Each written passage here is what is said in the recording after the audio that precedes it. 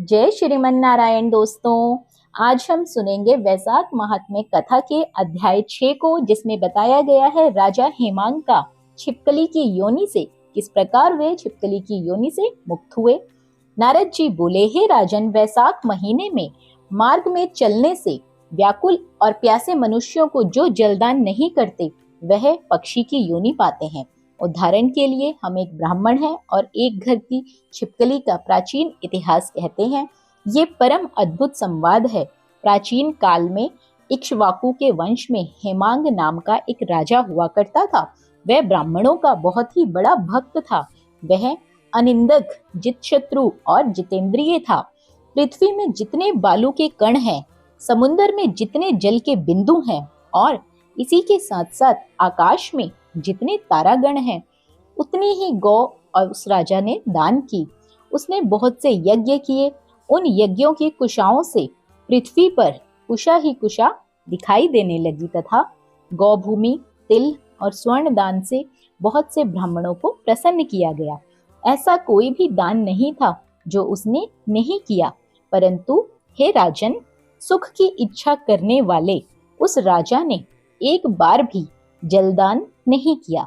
महात्मा वशिष्ठ जी ने उसे ज्ञान भी कराया कि जलदान करो, परंतु उस दुर्बुद्धि ने अभिमान से कहा, जल तो बिना मूल्य ही मिलता है, इससे जलदान वाले को क्या फल मिलेगा। ऐसी अनेक बातें कही और ब्राह्मण को जलदान नहीं किया। कहने लगा कि अलभ्य वस्तु दान करने से ही पुण्य मिलता है और यही भी ठीक ही है।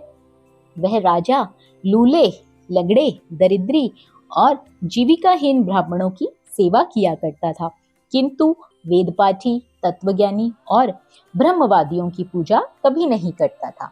राजा ये कहता था कि विख्यात ब्राह्मणों की पूजा सेवा तो सब लोग करते हैं, परंतु अनाथ, बिना पढ़े लिखे, लूले लंगड़े और ब्राह्मण, इसी के साथ साथ दरिद्रियों की बड़ी दुर्गति है। अतएव ऐसे ही लोग मेरी दया के पात्र हैं। मैं इन्हीं लोगों को दान देता हूँ, इन्हीं की सेवा करता हूँ। इस महादोष के कारण 3 जन्म तक उसे चातक की योनि मिली। एक जन्म में गिद्ध बना, तत्पश्चात 7 जन्म तक कुत्ते की योनि में रहा। फिर हे राजन, वह राजा अपने ही घर में छिपकली की योनि में जाकर रहा। उस राजा का नाम श्रुतकीर्ति था और मिथिलापुर का वो राजा था। वह छिपकली उस राजा के घर के दरवाजे की चौखट के ऊपर कीड़ों का भक्षण करती हुई 87 वर्ष तक वहीं रही।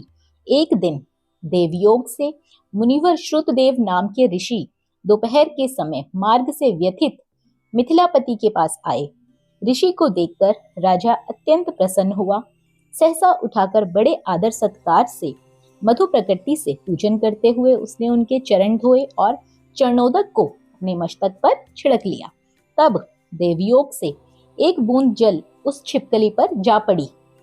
जल की बूंद पड़ते ही उसे ज्ञान हो गया और नाना प्रकार की योनियों के दुखों से दुखित हो ब्राह्मण देवता से हाय हाय कहने लगा कि हे ब्राह्मण, मेरी रक्षा करो, मेरी रक्षा करो।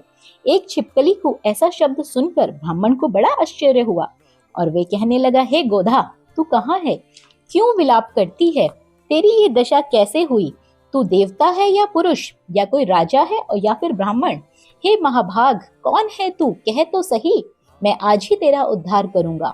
ऋषि की ऐसी बात सुनकर वह राजा महात्मा श्रुतदेव जी कहने लगे कि हे ब्राह्मण, मेरा जन्म इक्ष्वाकु कुल में हुआ था और मैं वेद शास्त्रों को पूर्ण ज्ञाता हूँ। पृथ्वी में जितने रज के कण हैं, उतने ही गौ मैंने दान किए हैं। मैंने सभी यज्ञ किए, वापी, कूप और तालाब बनवाए, अनेकों दान किए और धर्म पूर्वक राज्य भी किया, तो भी मेरी ऐसी दुर्गति हुई, मुझे स्वर्ग नहीं मिला। 3 जन्म तक मुझे चातक की योनि मिली, एक जन्म मुझे गिद्ध का हुआ, फिर 7 जन्मों तक मैंने कुत्ते की योनि पाई और अब मैं छिपकली की योनि में जा पड़ा हूँ।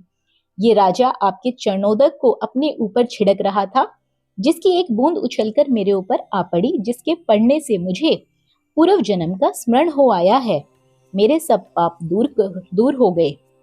हे द्विजवर, 28 जन्म तक मुझे छिपकली की योनि भोगनी पड़ी है। तरह तरह की देवी सृष्टि दिखाई देती है, अतः मैं इन जन्मों से डरता हूँ। हे द्विज, मेरी ये दशा कैसे हुई है, ये विस्तार से कहिए। ये सुनकर द्विजु ज्ञान चक्षु द्वारा सब वृतांत जानने कहने लगा, हे गोधा, मैं तेरी इस बुरी योनि का कारण कहता हूँ, चित लगाकर सुनो। तूने माधव भगवान के प्यारे वैशाख मास में कभी जलदान नहीं किया। तूने जल को सुलभ समझकर यह निश्चय कर लिया कि यह अमूल्य है, अतः मार्ग में चलने वाले धूप से पीड़ित ब्राह्मणों को तूने जलदान नहीं किया। साथ ही पात्रों को छोड़ कुपात्रों को दान किया। जलती हुई अग्नि को छोड़कर क्या कोई राख में हवन करता है? प्राय बताए हुए सुगंधित से युक्त कांटेदार वृक्ष का कोई पूजन करता है? सब वृक्षों में पीपल की ही पूजा होती है। लोग तुलसी को छोड़कर कटेरी का पूजन क्यों नहीं करते?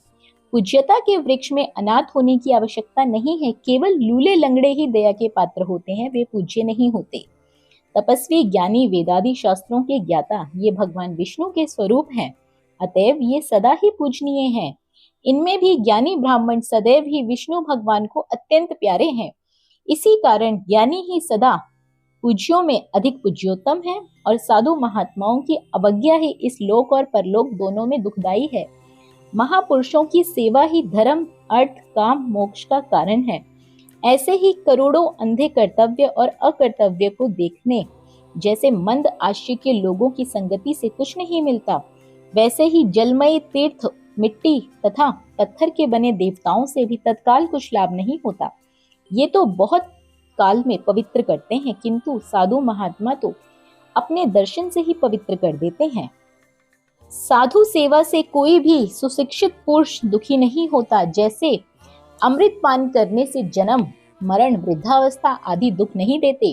तूने जलदान नहीं किया, न साधुओं की सेवा की है इक्ष्वाक नंदन, इसी से तेरी दुर्गति हुई है। वैशाख मास में जो मैंने पुण्य किए हैं, उसका फल तेरी शांति के लिए तुझे दूंगा। इसके प्रताप से तेरे भूत, भविष्य और वर्तमान कर्मों के संस्कार द्वारा दूर हो जाएंगे। ऐसे कह हाथ में जल लेकर उसे सर्वोत्तम पुण्य का फल दे दिया।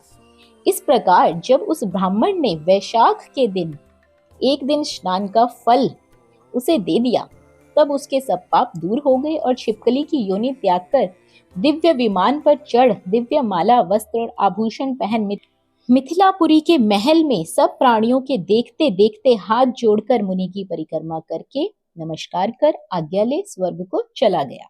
देवता लोग उसकी स्तुति करने लगे। वहां 10,000 वर्षों तक अनेक भोगों को भोगकर वही राजा इक्ष्वाकु के वंश में रहा। महाप्रभावशाली ककुत्स्य नाम का उत्पन्न हुआ तथा सप्तद्वीपवर्ती पृथ्वी का पालन करता हुआ महाब्राह्मण साधु से भी इंद्र का सखा विष्णु का भक्त हुआ। तब श्री वशिष्ठ जी ने उसको वैशाख मास के सब कर्तव्य धर्म सुनाए, जिनके करने से उसके सब दुख दूर हो गए और दिव्य ज्ञान को पाकर विष्णु की सयुज्य मुक्ति को वो प्राप्त हुआ। इसलिए यह वैशाख संपूर्ण शुभ फलों का दाता है।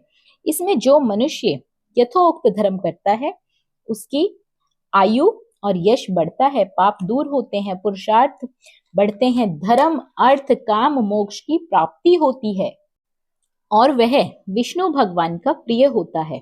अतएव ब्राह्मण, क्षत्रिय, वैश्य, शूद्र ये चारों वर्ण तथा ब्रह्मचारी, गृहस्थ, वानप्रस्थ और सन्यासी चारों आश्रम वाले मनुष्य को वैशाख मास में बताए गए कर्म अवश्य करने चाहिए। तो दोस्तों, इस प्रकार से आप सभी लोग भी वैशाख मास में दान पुण्य जरूर करें। वैशाख मास में प्रातःकाल स्नान जरूर करें। साथ ही साथ जल का दान करना बिल्कुल ना भूलिए। वैशाख महात्म्य कथाओं को सुनने से भी व्यक्ति को पुण्य फलों की प्राप्ति होती है, बैकुंठ धाम की प्राप्ति होती है। बाकी के अध्याय भी हमारे चैनल पर प्रतिदिन सुनाए जाते हैं। चैनल को सब्सक्राइब कर वीडियो को लाइक और शेयर करना बिल्कुल ना भूलिए। कमेंट बॉक्स में जय श्रीमन नारायण जरूर लिखें। धन्यवाद।